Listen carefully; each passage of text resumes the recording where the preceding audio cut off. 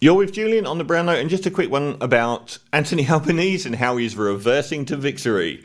I have criticised him enormously over the last year about his tactics, which is to maintain a very small target, the same thing that Labour does every time it gets beaten, and Bill Shorten should never have gotten beaten. The amount of corruption that's coming through car park rorts and sports rorts is just mind-blowing.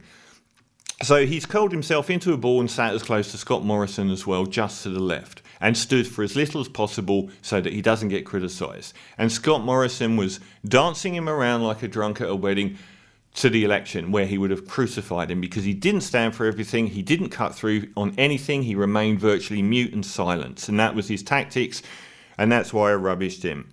Around the start of the year, I said he was a great guy, but he's had never found a spine that he will cling to, and he never cut through, and he never speaks up. And around the start of the year, I was saying we need to roll him, and we need a female leader of the Labour Party. I said that I wanted Penny Wong or Christina Keneally, who seemed off limits. The likely one, Tanya Plibersek, should have taken over.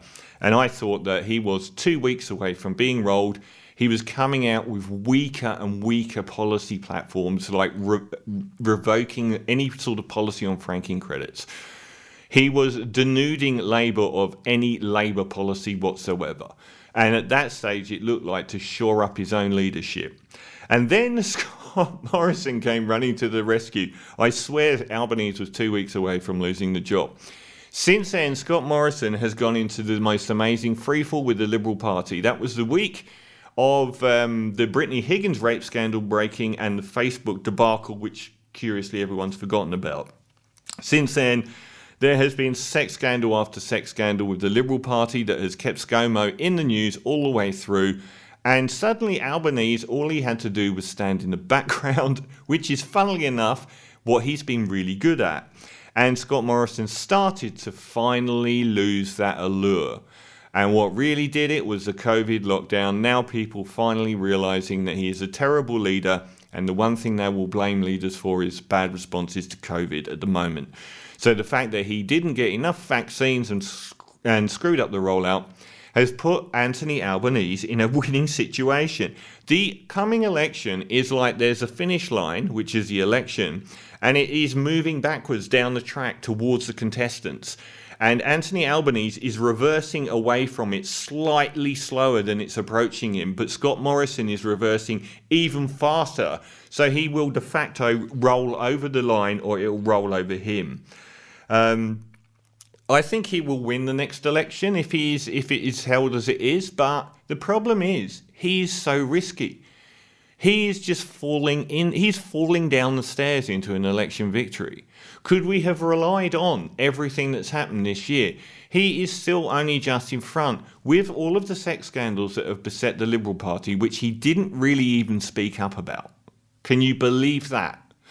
With all of the corruption scandals, now the car park rorts, but many, many others, with people like, Barnaby Joyce coming back into politics and Christian Porter going out of politics, he has still barely said a word.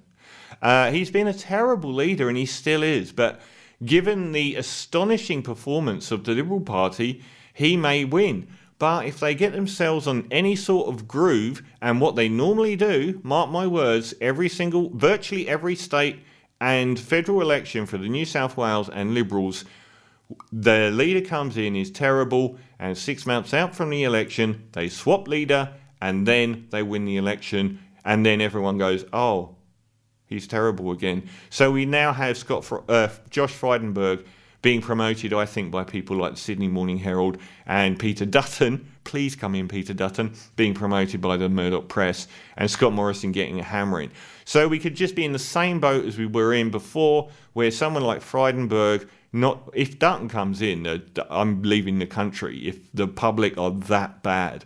But if Frydenberg comes in, he might get this sort of glow period where he can announce all of Scott Morrison's failures and get 6 months where he avoids wearing any of the policy. Same with Gladys. Gladys could well be rolled 6 months out from the next election, and they get over the line again, yet again with a new leader. So Anthony Albanese is on course for an election victory, but it's not normal to be going backwards to get there and have the finish line catch you up if you're lucky. So I would still really love Tanya Plibersek, or one of those other two, or some other appropriate woman to take over, but someone that can stand up for anything at all. Somebody with a backbone and a voice, and somebody who isn't scared of their own shadow.